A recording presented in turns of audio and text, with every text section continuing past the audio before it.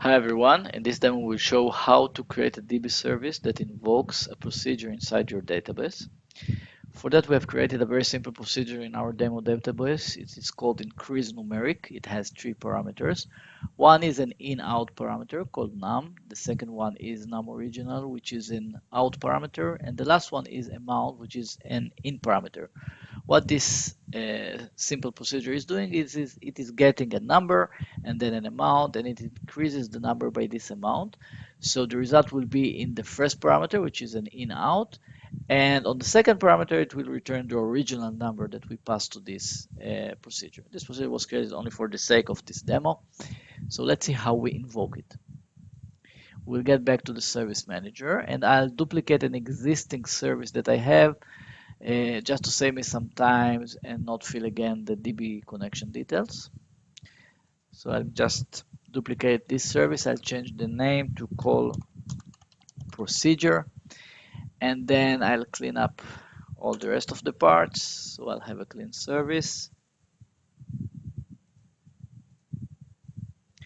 That's it. And now I can add my statement for invoking a procedure. For that, I will go to the hints button here to see an examples and documentation of how to do that. And I have a few, and I have an information in few places. The first one is the syntax of how to call a procedure. This appears here under the example. So this is the syntax of how to invoke a procedure.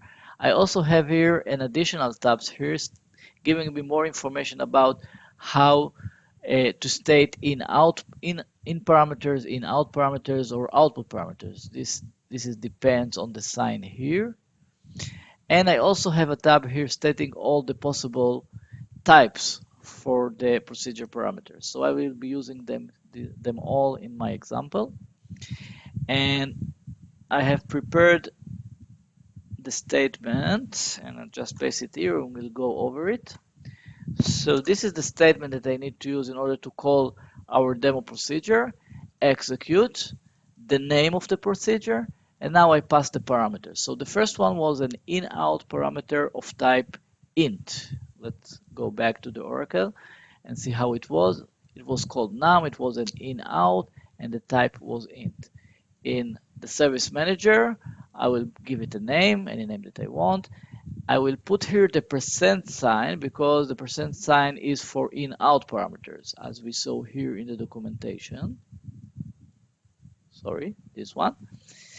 And the type would be integer. On the service manager, we are using ODBC standard types. So we need to match the type on the database to the type, the appropriate type on the ODBC list. So int would be integer. And so on. I proceed with the other parameters. This is how I define an out parameter, and this is the input parameter. And that's it. Now I'll go to the next step, which is to define the input parameters as inputs of the service. And I have here two input parameters. I have here the num, which is in out, so it is also an in parameter, and the amount, which is an input parameter. So let's add first the num. I'll add an input parameter. And now we will add the amount, which is another input parameter. And I don't need, of course, to add the num original because it is only an output parameter, so it's not part of the inputs. But once I will press the get outputs button, which analyzes the statement and generates the output parameters, I will see it here because num original is an output parameter. I will also see the num parameter because it was stated as in out, so this is the out part of it. And that's it. I will duplicate the service,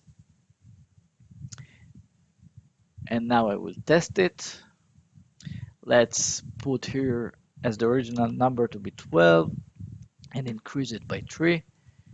I run the test and I get the expected results. So the 12 became 15 because I increased it by 3, and the original number that we have sent was 12. That's it. Thank you.